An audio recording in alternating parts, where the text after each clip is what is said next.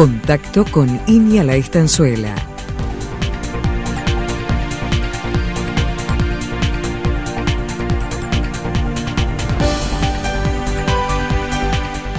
Novedades desde la investigación agropecuaria.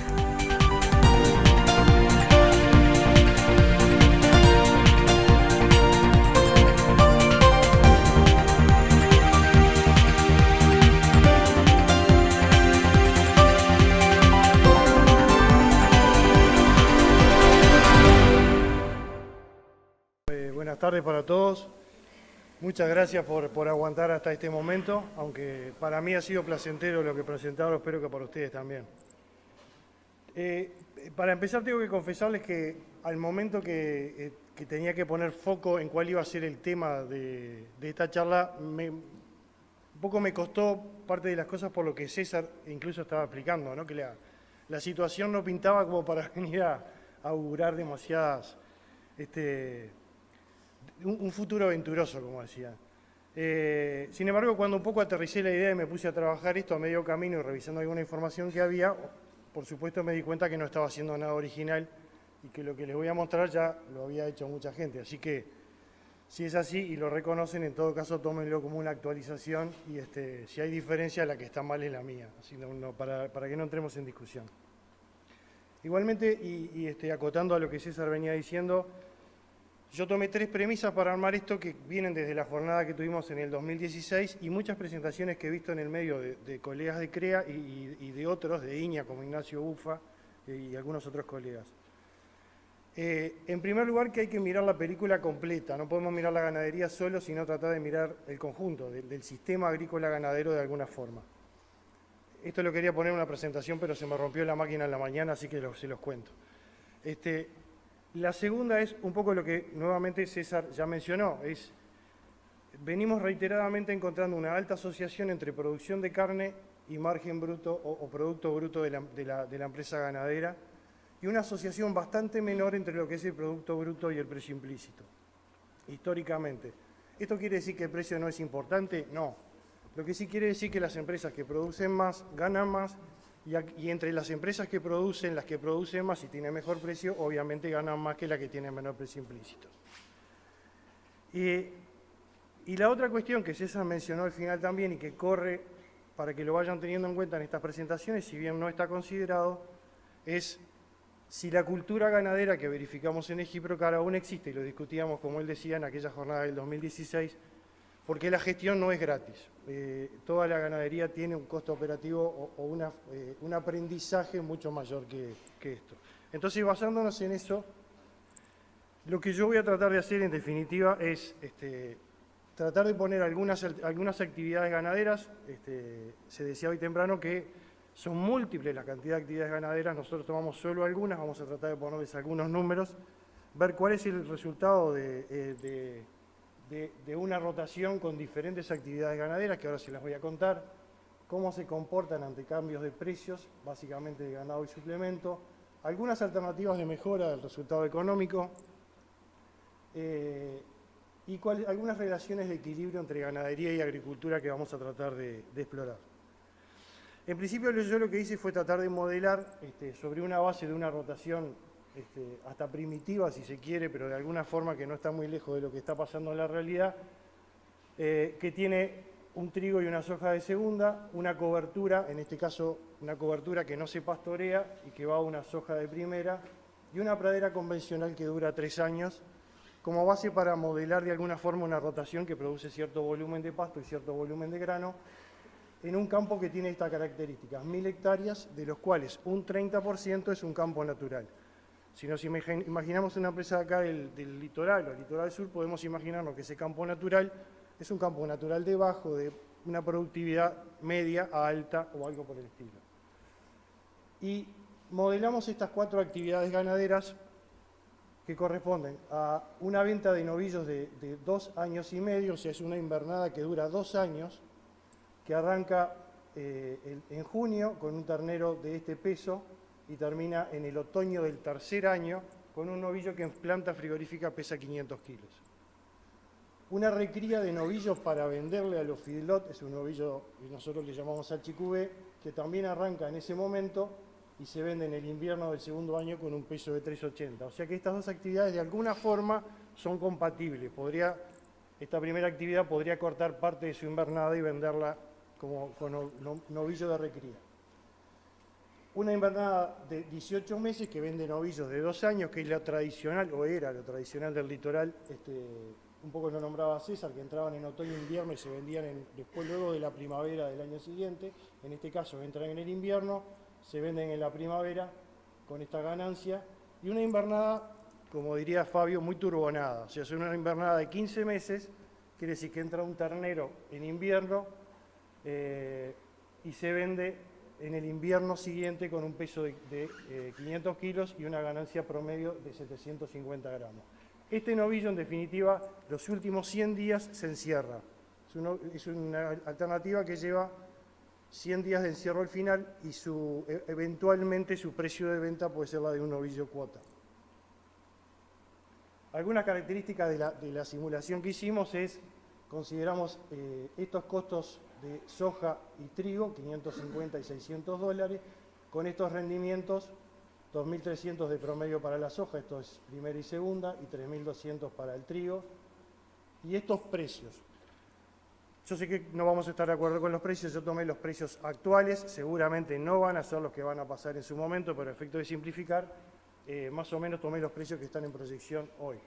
También los rendimientos, todos hablamos de sojas de 4.000, 3.800, pero en realidad, si tomamos los promedios de los últimos años, terminamos en rendimientos más o menos que no están muy lejos de estos números.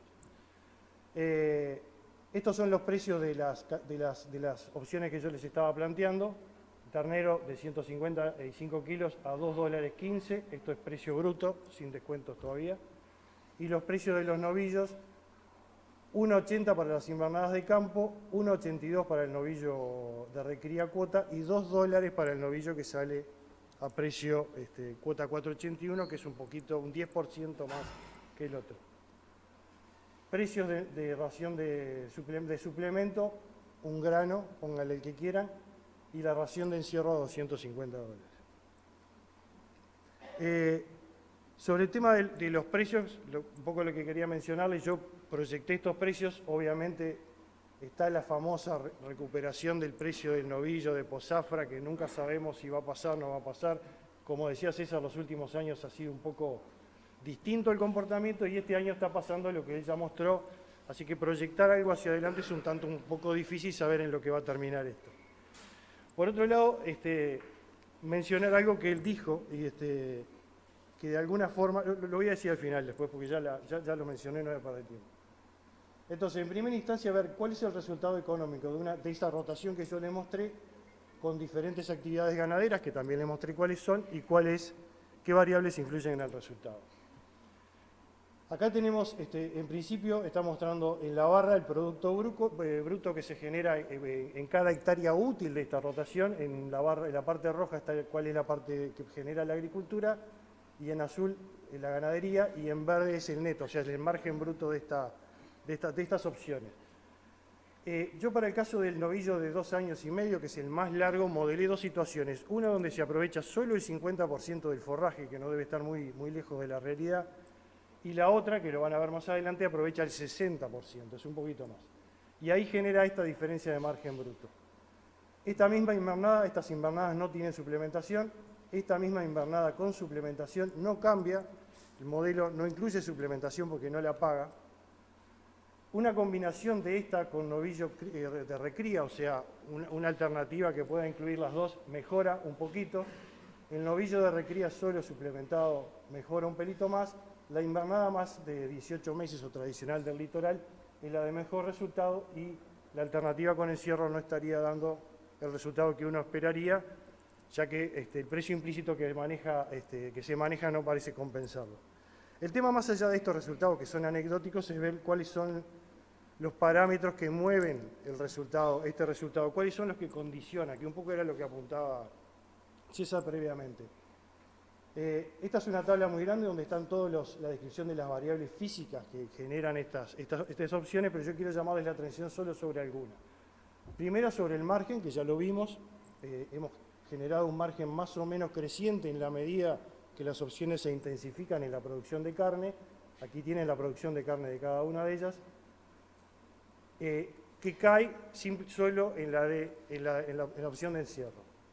¿En qué se basa esto? Básicamente todas verán que hay una carga creciente de animales con una utilización creciente del forraje, donde hay un mayor nivel de suplementación que pasa solo de heno a integrar suplementos en forma de grano, y de alguna forma con un costo que, si bien tiende a variar en algunas opciones, no tiene una variación demasiado alta, se mantienen niveles generalmente parejos. O sea, esto es lo que Giprocar 1 de alguna forma mostró durante mucho tiempo, que el producto de la carga, la utilización, por supuesto el precio que acá está considerado, ustedes verán por ahí está el precio implícito de cada una de estas opciones, es lo que produce el resultado económico. Lo otro que quería mostrarles es, bueno, ¿qué pasa si ese cultivo de cobertura yo lo pastoreo? Que era un poco lo que mostraba hoy de mañana Juan. ¿Y cómo se comportaría la rotación, el resultado de la nueva rotación ante cambios en los precios? La nueva rotación entonces pasaría a ser esta de aquí abajo, en vez de cobertura yo la llamé avena. La diferencia es una cobertura, es una cosa hecha mucho más simple, lleva unos $150 de costo, una avena lleva 250, 260 dólares, como mostraba Juan hoy, lleva 100 kilos de semillas, lleva fertilización a la siembra, una refertilización, control de malezas, etcétera. Y tiene esta diferencia en la producción de forraje. Si comparamos la rotación, no la avena, la rotación completa que incluye el campo natural, produce una diferencia que no parece importante, son unos 500, 600 kilos en la rotación. Pero la produce en dos momentos, especialmente en uno, que es bastante clave desde el punto de vista del manejo del ganado. Es donde la mayoría de las categorías se superponen. O sea, llévense esta película en la cabeza. Esta es la diferencia que se produce. Ustedes ven la franja azul muestra la rotación anterior con la cobertura y la franja amarilla muestra la avena pastoreada. Esta es el margen bruto y las líneas muestran la producción de carne. Quiere decir que de alguna manera en todos los modelos hay una respuesta positiva al pastoreo de la cobertura, más allá del incremento de costo que se le pone a esta en la producción de forraje, en la implantación, perdón. ¿Cómo reacciona esto ante cambios de precios? Yo acá hice una variación donde el precio de todas las categorías que manejé de novillos de venta, tanto de recría, cuota como novillo de campo, fueron variando en porcentaje. Estos cambios en porcentaje son exagerados, pero llévense las tendencias lineales, que es lo que importa en esto. Y cada una de las líneas representa una. Y les quiero llamar la atención sobre dos cosas de esto para no mezclarse mucho.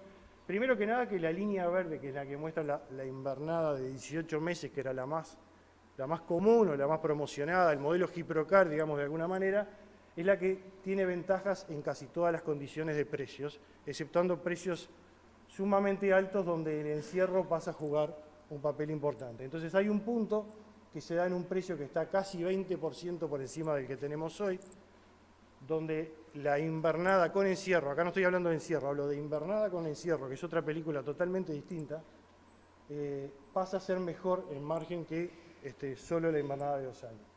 Y otro punto que ya pasó un poco de precio antes, donde el novillo de recría, para venderle a Álvaro Ferrés y toda la gente de allí, apareció como una mejor oportunidad que tener una invernada muy larga de 2 años y pico, y novillos que salen al tercer año de entrado luego de ternero. Como decía Álvaro, César, seguramente estas opciones mejoran en la medida que el peso del ternero que yo ingreso es mucho más liviano, porque yo puedo diluir ese precio de venta en mayores kilos y lograr un mejor precio implícito, mayores kilos ganados. El peso que yo consideré está en relación a la época en que entran los terneros. Igualmente para el caso del suplemento, ¿no? Relaciones que eran esperables, aquellos sistemas que usan mayores niveles de suplementación, en la medida que el precio del suplemento o el costo de ración se mueve, cambian más rápidamente, ¿no? Cosa que era esperable.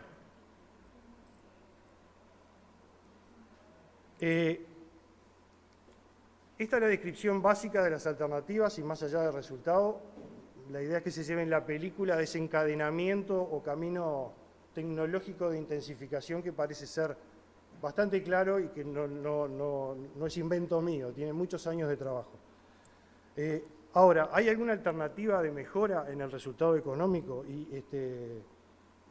La primera que quería ver es, si yo recibiera todos los días en el celular, como recibo el pronóstico del clima, recibiera el pronóstico de los precios de hoy y que me los garantizan por un determinado tiempo, y tuviera la posibilidad de remodelar completamente mi sistema y ponerlo a jugar con las alternativas más rentables. ¿Cuáles serían las alternativas que producirían el mejor resultado en cada oportunidad, en cada relación de precios? No es lo mismo que veíamos antes. Lo que veíamos antes es, una vez elegida una alternativa, cómo cambia cuando se mueven los precios. Ahora, yo elijo la alternativa que mejor se adapta a los precios que están vigentes. Entonces, acá modelé también lo mismo, porcentajes de cambio en los precios de los novillos de venta, y para cada una, ¿cuál sería la composición óptima de alternativas ganaderas? ¿Cuál es la combinación de alternativas que me da la mejor ganancia? La mejor combinación dentro de las que yo consideré. Hoy se mencionaba el término de vaca, vaquillona, todas no podía considerar, o sea que de estas que estamos acá. Entonces, si el precio cayera un 30%, la mejor combinación sería una invernada de 2 años, que vende novillo de 2 años, es de 18 meses, con novillo de recría, ambos suplementados. Me darían una producción de carne de más o menos 350 kilos y un margen cercano a los $100, un poco menos de $100. Y así sucesivamente. En las del medio es básicamente solo esto, un 100% dedicado a esta alternativa, y en la medida que me voy incrementando el precio, entra a jugar la alternativa que considera encierro y aparece nuevamente el novillo de recría. No sé si se entendió básicamente esto, pero esto es más bien un ejercicio de decir, una vez que uno se juega en esto que tiene la agricultura y la ganadería, es que se juega por un tiempo, no puede estar cambiando las alternativas, y el mercado parece muy dinámico en los últimos tiempos y uno tiene que echar mano a otras alternativas de más corto plazo que de repente no aparecen siempre. Pero en esta jugada que estamos haciendo de decir la productividad es lo que más aporta el Producto Bruto, más allá que el precio me lo va a mejorar o empeorar, creo que está bueno saber primero que nada cuál es la opción que es más productiva. Hay otras alternativas, y obviamente si no ponía esto me pegaban, había que poner corderos. Hubo grandes presiones. Entonces, una de las opciones que consideramos, esto es un poco, para hacer tratar de ser un poco gracioso, pero de verdad es una alternativa muy interesante. Entonces, lo que hicimos fue decir, bueno, sobre estas alternativas que estábamos considerando antes, sobre algunas de ellas, para no confundirlos, ¿qué pasa si le incluyo algunas de ellas corderos de invernada? En la medida que yo metí una avena que puede ser utilizada, como hoy mostraba Georgette, para el pastoreo de esos corderos. Y incluí 3 opciones de corderos que entran un poco para estudiar el tema de cuál es la diferencia de entrada y cómo juega eso de tener el forraje en una sola época. En mayo, en junio y en julio, en las 3 épocas con el mismo quilaje, más o menos 25 kilos, todo se termina en octubre con alguna diferencia de peso y con 3 niveles de ganancia, 100 gramos, 110 y 120 promedio. Esas son las opciones que manejé. Los corderos se compran a 1.50 y se venden a 1.55. Seguramente va a valer mucho más el cordero, pero por lo menos para jugar con esto. Y lo otro es, yo le limité a cada una de estas opciones a que no introdujera más de 2.500 corderos. ¿Por qué esto? Primero porque todos saben que, hoy lo decía yo, a la hora de salir a comprar corderos, conseguir lotes muy grandes de corderos no es fácil. Segundo es porque, para serles honestos, si yo el modelo lo corro y me atengo a los resultados, el modelo elige solo cordero y mete 20.000 corderos. Entonces, siendo un poco realistas, tratar de limitarlo. Y acá tengo para 3 alternativas, lo hice para una invernada larga, sin suplemento. Yo le introduzco las 3 épocas de corderos, la invernada mixta, entre larga y algún novillo que sale de recría, y la invernada de 2 años con suplemento. Y ahí tienen la producción de carne sin los corderos, en la primera barra, y el margen bruto sin los corderos, y qué pasa con cada una de las opciones. O sea, en todas ellas los corderos de alguna forma mejoran la opción. Seguramente la mejorarían más si yo dejara entrar más corderos. Quizás es menos significativa de lo que debería ser o aparecer. pero sigue siendo una opción que es más que válida para estas opciones, especialmente cuando se manejan cultivos de cobertura. El último punto que quería tocar es algunas relaciones de equilibrio, porque en esto de tener la mirada sobre el sistema en su conjunto, bueno, miremos un poco, yo acá vieron que no hice ninguna variación en los precios de la agricultura, si bien como también mencionaba César, aparentaría no el trigo, pero que la soja puede estar, ya está un poco mejor de lo que yo puse acá y ojalá dé lugar a salir de algunos de los problemas que estamos teniendo. Lo que me interesaba es, para las dos opciones de rotaciones que de alguna manera hemos venido manejando, ¿cuál es el punto de equilibrio entre ganadería y agricultura en producto? ¿Cuánto tendría que producir una o la otra más para equipararse en ambas rotaciones? La idea es un poco esta. Yo dividí acá los márgenes brutos por hectárea dedicada, o sea, el margen bruto ganadero por hectárea ganadera y el margen bruto agrícola por hectárea agrícola, y el margen bruto total de la rotación por hectárea útil. Quiere decir que el margen bruto total se va a componer del margen bruto agrícola por las hectáreas agrícolas, más el margen bruto ganadero por las hectáreas ganaderas, dividido el total de la superficie. Pero de esta forma nos damos una idea de cuál es, cómo es cada departamento de la empresa, cómo contribuye al ingreso total. Cuando nosotros jugamos en la rotación que tiene cobertura, y acá quien carga con el costo de la cobertura es la agricultura, increíblemente el margen bruto ganadero en las opciones que yo modelé es mayor que el de la agricultura, a esos rendimientos que yo modelé, que no están muy lejos, pónganse la mano en el corazón, de lo que son los rendimientos reales. Quiere decir que, como dice un compañero de trabajo que yo tengo, la agricultura no nos deja ganar más plata. No podemos ganar más plata porque la agricultura nos limita. En realidad pasa que cuando la agricultura, ojo, acá también hay un efecto de superficie de dilución. Esta rotación que ustedes veían tenía un trigo. Ese trigo tiene cero ganancia. Todo el costo a ese rendimiento se va a cero. Y no estoy considerando renta. O sea, estoy poniéndole una superficie a la agricultura que no produce ingresos de ninguna forma. Pero contribuye a la rotación. Yo podría poner otra cobertura allí o otra avena, pero así modelé la rotación. Quiere decir que en este caso la ganadería produce un margen mayor que en la agricultura, por lo tanto el margen bruto total es un intermedio entre las dos. En el caso de la rotación con avena, donde yo le cargo los costos a la ganadería de esa avena, el margen bruto agrícola es mayor, exceptuando en esta invernada de 2 años. Todo se empareja, tanto la agricultura como la ganadería. Para los que dicen que la ganadería no es competitiva, a esos niveles de productividad, que andaba, si no mal recuerdo, 378, 400 kilos de carne, sería competitiva a los costos y a los precios que nosotros manejamos. Entonces, lo que traté de ver es, bueno, en cada una de las opciones, cuánto tendría que cambiar la productividad de las opciones para poder empatar y que el margen, o sea, hay que emparejar para arriba. Esa sería la opción. Entonces, en las opciones con cobertura, los kilogramos de soja que yo precisaría más por hectárea para equiparar el margen bruto ganadero son estos, alrededor de 20, 50 y 280 kilos de soja por hectárea cosechada para equiparar los márgenes brutos de la agricultura. Y en el caso de la ganadería, para equiparar el margen bruto de la agricultura, yo precisaría producir unos 70 kilos más de carne, 80 kilos de carne en estas dos opciones, y en esta nada porque estoy igual.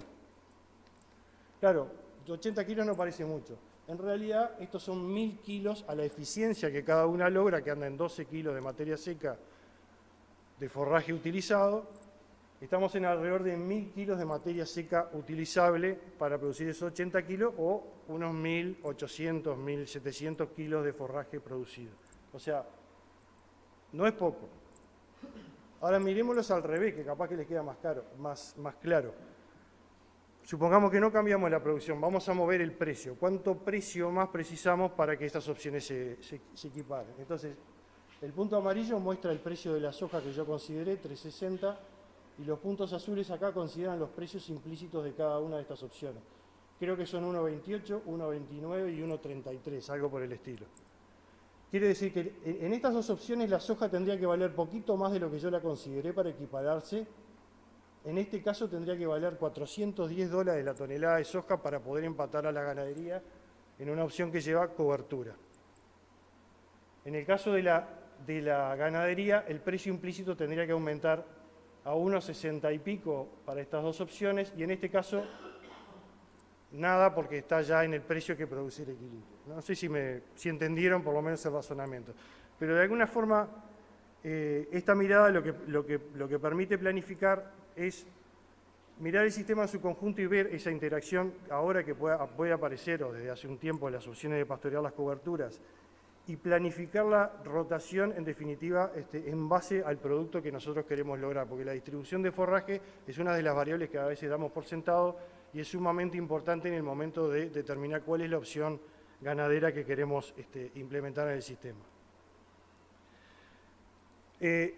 Yo, como consideraciones finales, más que ponerles letras, se me ocurrió traerles esto que seguramente muchos de ustedes conocen, pero esto en economía se conoce como el camino de expansión en el largo plazo de una empresa. ¿Esto qué quiere decir? Si suponemos que estos son dos insumos que en general se ejemplifican como capital, que es el conjunto de todos los insumos y maquinaria que uno utiliza, y trabajo, pero vamos a tomar que son dos insumos, nosotros podemos producir con la combinación de dos insumos un determinado nivel de producto, que acá se representa por estas curvas. Con diferentes combinaciones podemos producir el mismo nivel de producto. Esto se llama curvas de isoproducto, ¿no? Ahora, si yo quiero incrementar la productividad, tengo que moverme desde esta curva a esta curva, logrando una nueva combinación de insumos. Esta línea azul lo que representa es una combinación de los dos insumos que tienen igual costo. Sumados lo que gasto en cada uno de ellos me da el mismo presupuesto, tengo el mismo presupuesto. O sea que donde yo logre un nivel de productividad que se acomode a mi presupuesto, es donde estoy consiguiendo el menor costo de cada uno de esos productos. No sé si soy claro con la explicación, pero uno debería moverse en estos saltos de productividad transitando por las curvas de mínimo costo, de mínima combinación de insumos que logren la mayor respuesta en esos productos. Y eso se conoce como el camino de expansión de una empresa en el largo plazo. La empresa debería irse expandiendo por la mejor combinación de insumos. Esto no quiere decir que en el corto plazo no pueda pasar esto. Cuando uno quiere saltar de productividad, haga estas cosas, donde logra una combinación de insumos, que no es óptimo, pero logra el producto que uno quiere. También pasa al revés. Cuando uno dice, y pasa mucho en las condiciones en que estamos hoy, tuvimos una seca, vamos a achicar costos, y lo que termina haciendo es recortando gastos que lo mueven de esta situación óptima a una situación por acá, donde el producto que obtiene es mucho más caro del que está obteniendo con una productividad más alta. ¿Qué quiero decir con esto? De alguna manera el tránsito que hemos demostrado, que César mencionaba y yo traté de mostrarles acá, es que creo que la investigación ha dado muestras de combinación de recursos que producen la óptima productividad y llevan al mejor margen o a la menor relación de costos y precios y nos permiten sacarle rentabilidad a esto. Hay un camino tecnológico lógico que uno debería seguir en ese incremento de productividad, en esos saltos, que de alguna manera está bastante bien marcado. Y esto se ha demostrado numerosas veces. Y la película es no tanto el precio, sino seguir con ese esquema de esa relación de productividad con el producto bruto. Y creo que está muy bien reflejado en esta transparencia que es del señor director nacional, donde de alguna manera está demostrado el camino, donde muestra una cantidad de tecnologías que producen este incremento, de alguna manera, en ese camino tecnológico de salto de productividad y que produce una mejora en el resultado de las empresas. Lo que quería decir hoy, que ahora me acordé, es, César lo mostraba muy bien en una gráfica, hasta el año 2009-2010, y que produjo de alguna manera ese descanso de las empresas en el precio implícito. Había un precio implícito creciente de año a año, lo que provocaba un incremento patrimonial que a uno le parecía excepcional y uno estaba ganando dinero en función de la valorización del activo. Eso se cortó del 2010-2011 en adelante, se emparejó un par de años como él mostraba y ahora empezó a caer, excepto este año que pegó ese repunte. El precio implícito tiene esas cosas, a veces da la falsa ilusión de que uno está ganando mucho dinero haciendo poca cosa porque hay, y que uno lo tiene que aprovechar, está muy bien que así sea, pero de alguna manera, si eso se acompaña de mayor productividad, tiene el doble efecto.